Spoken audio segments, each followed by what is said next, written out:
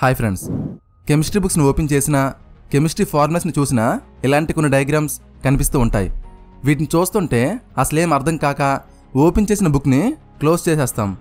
కానీ ఈ డయాగ్రామ్స్ అనేవి చాలా ఇంపార్టెంట్. వీటి వల్లనే మనం ఆర్గానిక్ కెమిస్ట్రీని ఇంకా బాగా అర్థం చేసుకుంటాం. అంటే ఎలాంటి రియాక్షన్ అవుతుంది, ఎలాంటి సబ్స్టెన్స్ తయారవుతుంది, వాటి ప్రాపర్టీస్ ఎలా ఉంటాయి, ఇలాంటివన్నీ కూడా అర్థమవుతాయి. కానీ వాటి గురించి మనకి అర్థం కావాలంటే హైబ్రిడైజేషన్ కాన్సెప్ట్ అర్థం కావాలి. ఆ కాన్సెప్ట్ గురించే ఈ వీడియోలో తెలుసుకుంటాం. ఆర్గానిక్ కెమిస్ట్రీలో హైబ్రిడైజేషన్ కాన్సెప్ట్ చాలా అంటే చాలా ఇంపార్టెంట్. ఆర్గానిక్ కెమిస్ట్రీ సిరీస్లో ఇది పార్ట్ 3 వీడియో. ఈ వీడియో మీకు క్లారిటీగా అర్థం కావాలంటే మీరు పార్ట్ 2 వీడియో చూడాలి. ఆ వీడియో లింక్ని కామెంట్స్లో పిన్ చేస్తా, చూసియండి.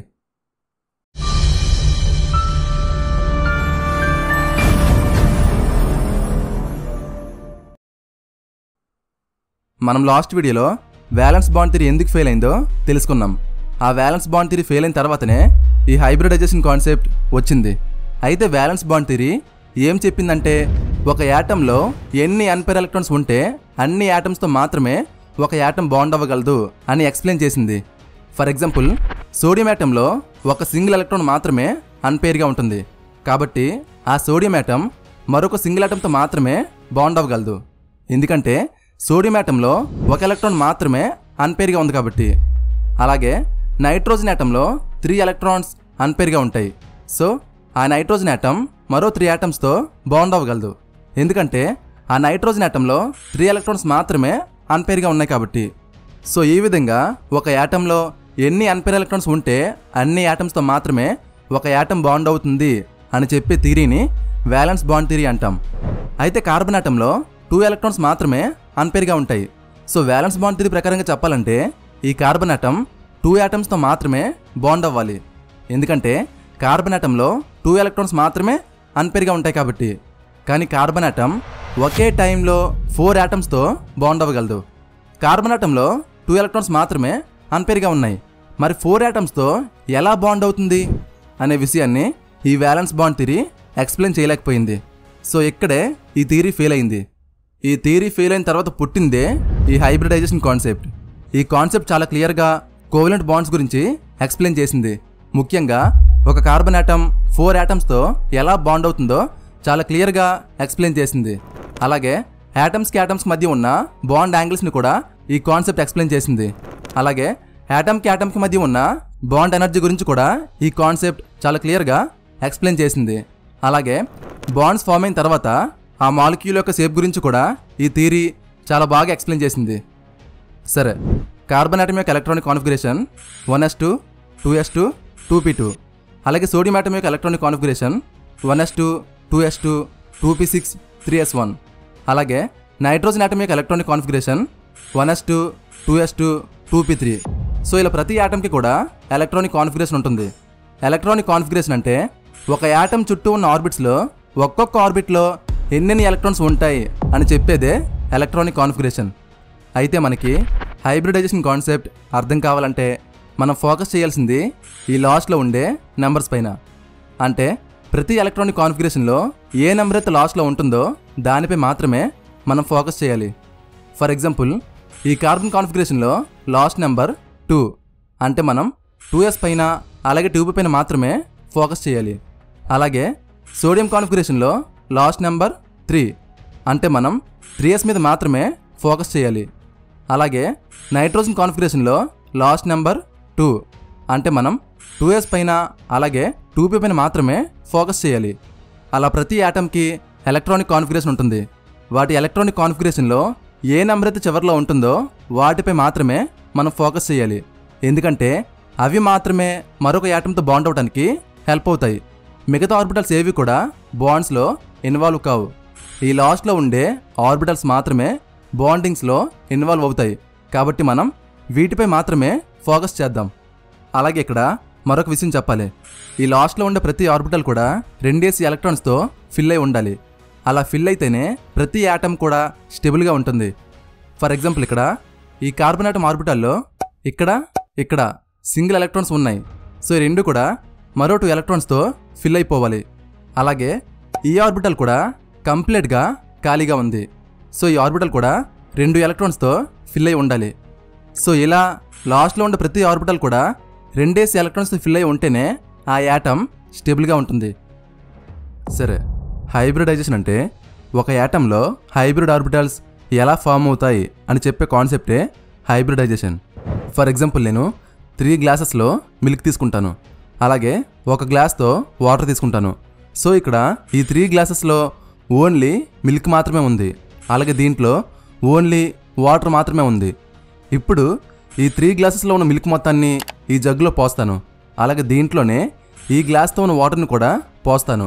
సో ఇప్పుడు ఈ 2 కూడా బాగా మిక్స్ అయి ఉంటాయి. ఆ మొత్తాన్ని నేను ఈ 4 గ్లాసెస్లో సమానంగా పోస్తాను. సో ఇక్కడ ప్రతి గ్లాస్లో కూడా వాటర్ ఉంటుంది, మిల్క్ ఉంటుంది. సో ఇలా మిక్స్ అయి ఉన్నదాన్నే హైబ్రిడ్ అంటాం. సేమ్ అలాగే ఒక యాటంలో ఉన్న డిఫరెంట్ ఆర్బిటల్స్ మిక్స్ అయ్యి ఒక కొత్త ఆర్బిటల్స్లా చేంజ్ అవుతాయి. అలా కొత్తగా ఏర్పడిన ఆర్బిటల్స్నే హైబ్రిడ్ ఆర్బిటల్స్ అంటాం. సో ఇప్పుడు చెప్పిన దాన్ని ఇంకొంచెం డీటెయిల్గా ఎక్స్ప్లెయిన్ చేస్తాను. కార్బన్ ఆటంలో చివర్లో ఉండే ఆర్బిటల్స్ 2s మరియు 2p ఆర్బిటల్స్. అయితే ఇక్కడ s ఆర్బిటల్ ఉంది, అలాగే p ఆర్బిటల్స్ ఉన్నాయి. అయితే s ఆర్బిటల్ చూడడానికి స్పెరికల్ షేప్లో ఉంటుంది, అంటే ఇలా. అలాగే p ఆర్బిటల్స్ డంబుల్ షేప్లో ఉంటాయి. అయితే ఈ 2 కూడా సెకండ్ ఎనర్జీ లెవెల్లో ఉంటాయి. ఈ 2 కూడా ఒకే ఎనర్జీ లెవెల్లో ఉన్నప్పటికీ ఈ రెండింటికి మధ్య ఎనర్జీ డిఫరెంట్గా ఉంటుంది. ఈ 2s ఆర్బిటల్స్కి ఎనర్జీ కొంచెం తక్కువగా ఉంటుంది, అలాగే 2p ఆర్బిటల్స్కి ఎనర్జీ కొంచెం ఎక్కువగా ఉంటుంది. అంటే ఇది కార్బన్ ఆటం యొక్క న్యూక్లియస్ అనుకుంటే దీనికి కొంచెం దగ్గరగా 2s ఆర్బిటల్ ఉంటుంది. దీనికంటే 2p ఆర్బిటల్కి ఎనర్జీ ఎక్కువ కాబట్టి ఈ 2s కంటే ఈ 2p ఆర్బిటల్ కొంచెం పైకి ఉంటుంది. సో ఇక్కడ మీరు గుర్తుపెట్టుకోవాల్సింది 2s కంటే 2pకి ఎనర్జీ ఎక్కువగా ఉంటుంది అని గుర్తుపెట్టుకోవాలి. అంటే రెండింటి మధ్య కూడా కొంచెం ఎనర్జీ డిఫరెంట్గా ఉంటుంది అని గుర్తుపెట్టుకోండి. సరే, ఎప్పుడైతే కార్బన్ ఆటం కెమికల్ రియాక్షన్లో ఉంటుందో ఆ టైంలో ఈ 2sలో ఉన్న ఒక ఎలక్ట్రాన్ ఈ 2pzలోనికి జంప్ అవుతుంది. అలా జంప్ అవటం వల్ల ఇక్కడ ఉన్న ప్రతి ఆర్బిటల్లో కూడా సింగిల్ ఎలక్ట్రాన్స్ మాత్రమే మిగులుతాయి. అంటే ప్రతి ఎలక్ట్రాన్ కూడా అన్పేర్గా ఉంటుంది. సో ఇంతకుముందే మనం ఒకటి చెప్పుకున్నాం, ఒక యాటంలో ఎన్ని అన్పేర్ ఎలక్ట్రాన్స్ ఉంటే అన్ని యాటమ్స్తో మాత్రమే ఒక యాటమ్ బాండ్ అవ్వగలదని. సో ఆ విధంగా చూసుకుంటే ఇప్పుడు ఈ కార్బన్ ఆటంలో 4 ఎలక్ట్రాన్స్ అన్పేర్గా ఉన్నాయి. సో ఇప్పుడు కార్బన్ 4 యాటమ్స్తో బాండ్ అవ్వగలదు. ఈ ఎలక్ట్రాన్తో ఒక యాటమ్ బాండ్ అవుతుంది, ఈ ఎలక్ట్రాన్తో ఒక యాటమ్ బాండ్ అవుతుంది, అలాగే ఈ ఎలక్ట్రాన్తో ఒకటి, అలాగే ఈ ఎలక్ట్రాన్తో మరో యాటమ్ బాండ్ అవుతుంది. ఇలా 4 ఎలక్ట్రాన్స్తో 4 యాటమ్స్ బాండ్ అవుతాయి.